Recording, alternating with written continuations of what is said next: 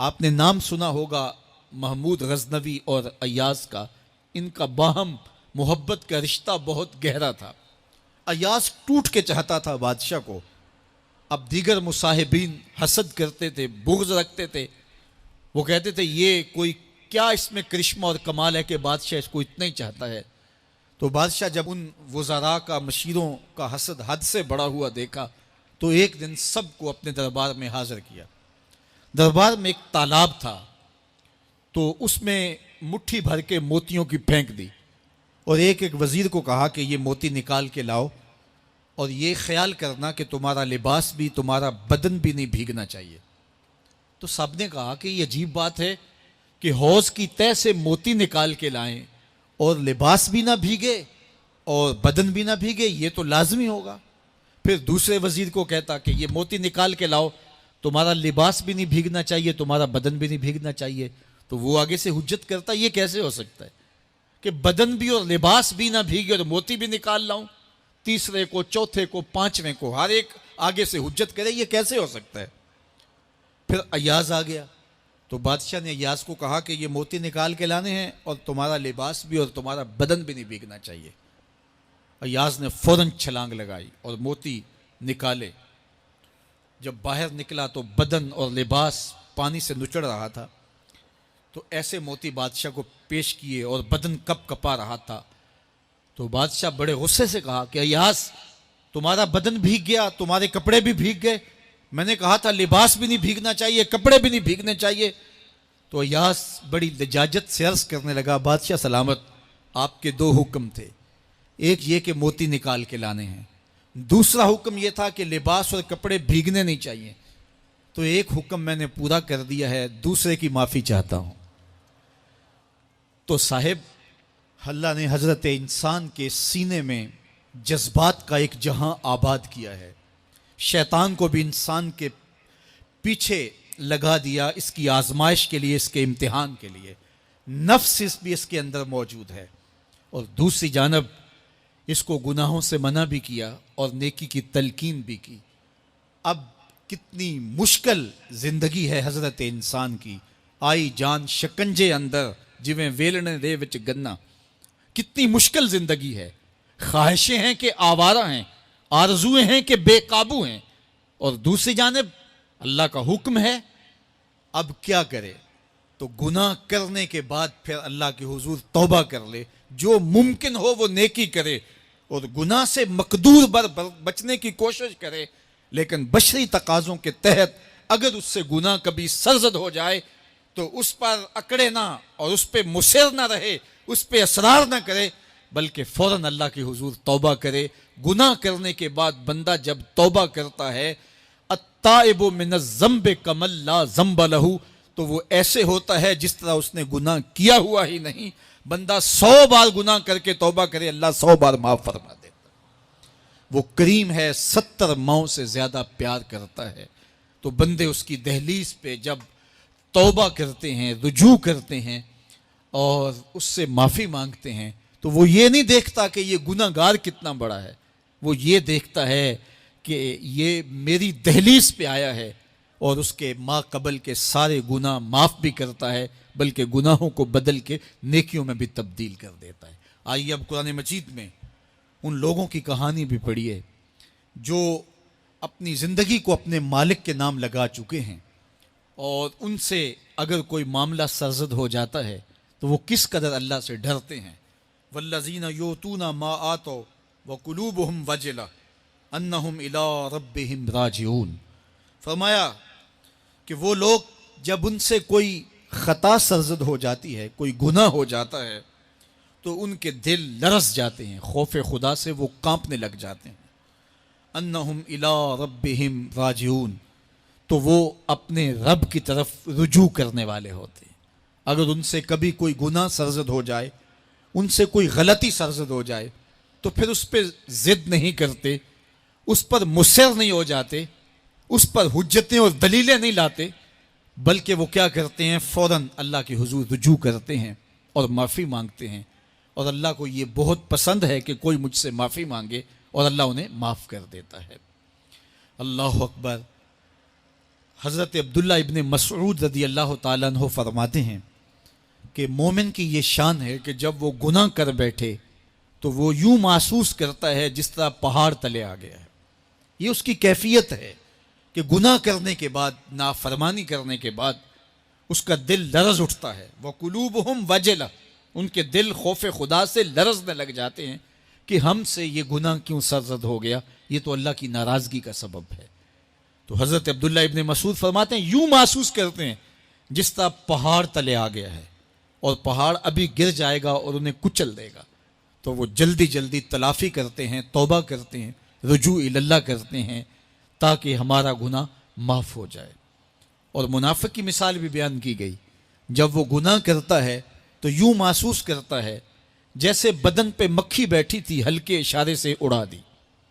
سویر سے لے کر شام تک کتنی بار ہم اپنے بدن پہ بیٹھی مکھیاں اڑا دیتے ہیں اور ہمیں شام کو یاد بھی نہیں ہوتا کہ یہ عمل ہم نے کتنی بار کیا ہے. میں اور آپ اپنے اندر اتر کر کے دیکھ سکتے ہیں ہماری کیفیت باطن کیا ہے.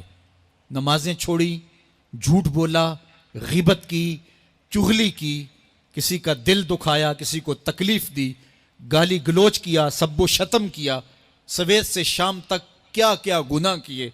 کبھی خیال بھٹکے، کبھی سوچیں آوارہ ہوئیں، کبھی نگاہوں نے بدکاریاں کی، کبھی زبان نے جرم کیے، اور شام کو ہمیں یاد بھی نہیں ہوتا کہ آج ہم نے کیا کیا جرائم کیے، آج ہم نے کیا کیا گناہ کیے.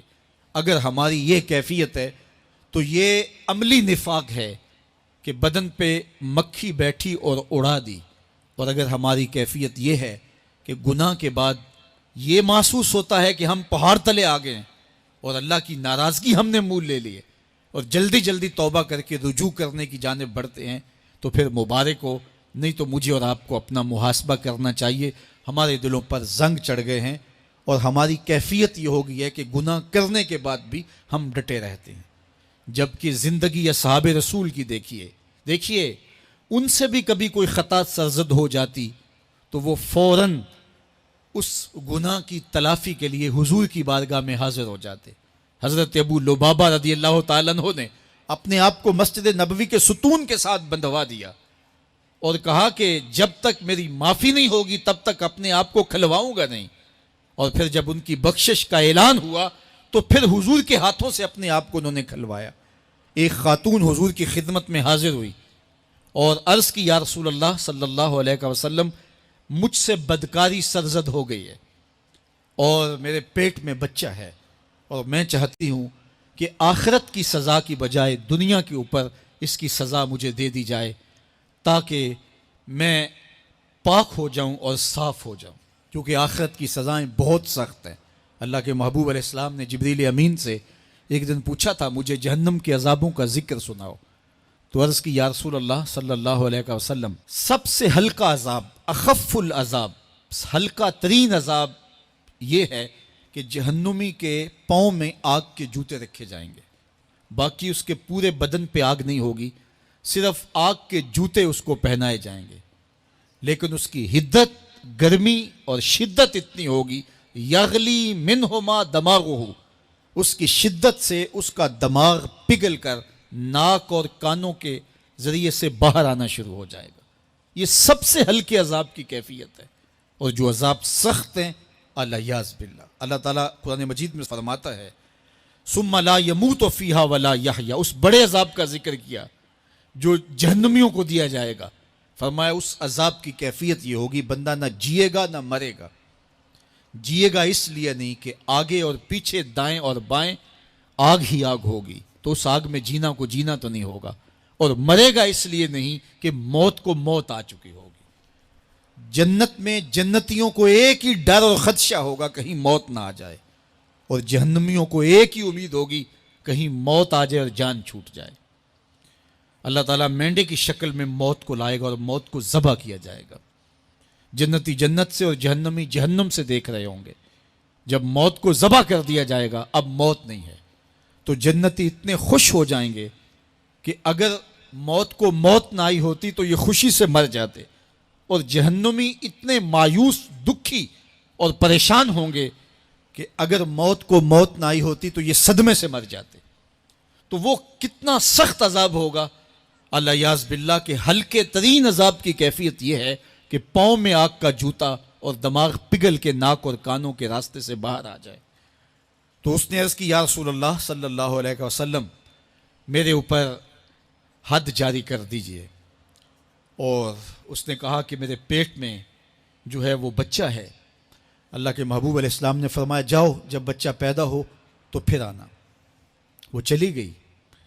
تو جب بچہ پیدا ہوا تو گود میں اٹھائے پھر حضور کی خدمت میں حاضر ہوئی اور عرض کی یا رسول اللہ یہ ہے بچہ جو میں نے گناہ کیا تھا، بدکاری کی تھی، آج یہ اس کی نشانی ہے. تو اللہ کے محبوب علیہ السلام نے فرمایا کہ اسے لے جاؤ اور اسے دودھ پلاؤ، اور جب یہ کچھ کھانے پینے لگ جائے گا تو پھر آنا. تو تھوڑی دیر کے بعد، کچھ دنوں کے بعد وہ دوبارہ حاضر ہوئی اور اس نے اس بچے کے ہاتھ میں روٹی کا ٹکڑا دیا ہوا تھا اور عرض کی یا رسول اللہ دیکھ لیجئے اب یہ روٹی کھانے لگ گیا ہے. اللہ اکبر. تو اللہ کے محبوب نے فرمایا انہیں لے جاؤ اور جا کے انہیں سنگسار کر دو.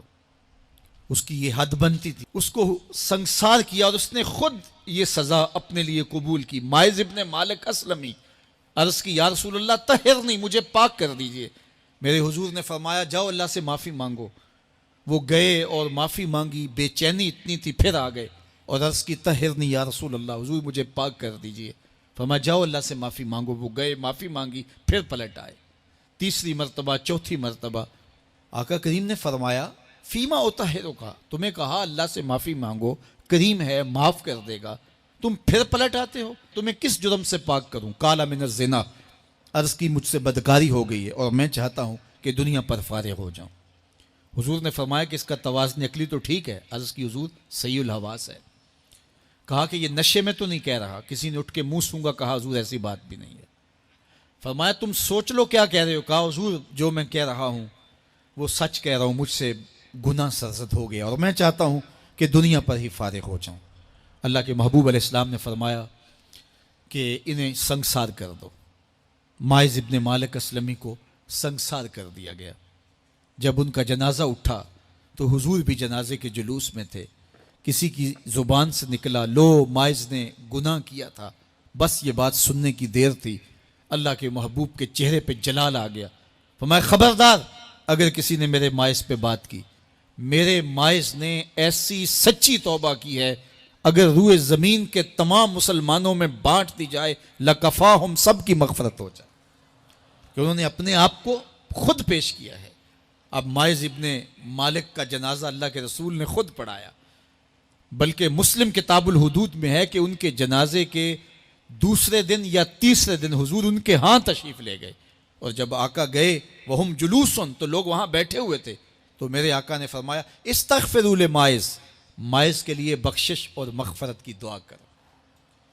تو یہ بات ذہن نشین کیجئے کہ یہ وہ لوگ تھے کہ جن سے کبھی کوئی گناہ سرزد ہو جاتا تو وہ جلد توبہ کرتے، اور اس کی بڑی سے بڑی حد اور سزا بھی ہوتی تو وہ بھی کاٹنے کے لیے تیار ہو جاتے. میں اور آپ دیکھیں کہ ہماری زندگی میں اگر گناہ ہیں اور ہمیں سچی توبہ کی توفیق بھی نصیب نہیں ہے تو پھر ہم سوچ لیں کہ ہم کہاں کھڑے ہیں. دیکھیے اللہ دلوں کے بھید جانتا ہے. سچی توبہ یہ ہے کہ جو کیے پر ندامت ہو اور آئندہ نہ کرنے کا عزم مصمم ہو، پکا ارادہ ہو کہ یہ گناہ زندگی میں دوبارہ نہیں کروں گا. الگ بات ہے کہ پھر دوبارہ اس سے سرزد ہو جائے، لیکن جب وہ توبہ کر رہا ہو تو اس وقت اس کا پختہ عزم ہو اور اس کے دل کے کسی گوشے میں نہ ہو کہ چلو میں توبہ کر لیتا ہوں اور پھر ہو گیا تو پھر کر لوں گا. پکا عزم ہو کہ دوبارہ یہ گناہ نہیں کروں گا. اور اگر زبان سے توبہ توبہ کر رہا ہو اور دل میں ہو کہ ٹھیک ہے یہ تو صبح بھی مجھ سے عمل بد سرزد ہونا ہے، تو اللہ تعالیٰ سے یہ مذاق کرنے والی بات ہے. اور اللہ تعالیٰ سے جو مذاق کرتا ہے وہ کہاں کھڑا ہے وہ خود سوچ لے. وہ کیا کسی نے کہا تھا کہ توبہ کی پھر توبہ کی پھر توبہ کر کے توڑ دی، میری اس توبہ پہ توبہ توبہ توبہ کر اٹھی.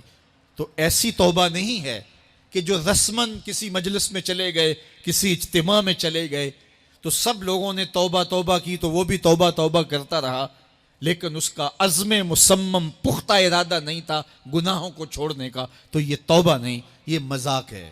اس لیے اللہ کے حضور سچی توبہ یہ ہے کہ ما قبل کے گناہوں سے ندامت پیدا ہو جائے اور سچے دل سے ارادہ کیا جائے، پختہ عزم کیا جائے کہ دوبارہ میں یہ گناہ نہیں کروں گا۔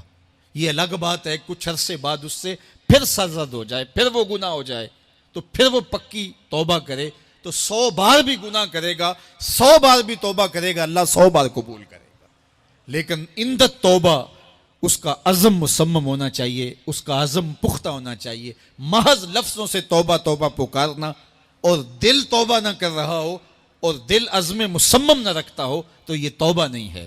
اس لیے سچی توبہ اللہ کے حضور اپنے گناہوں کی پیش کرنی، یہ اہل ایمان کا طریقہ ہے۔ اگر ویڈیو پسند آئے تو لائک کریں، شیئر کریں اور سبسکرائب کریں۔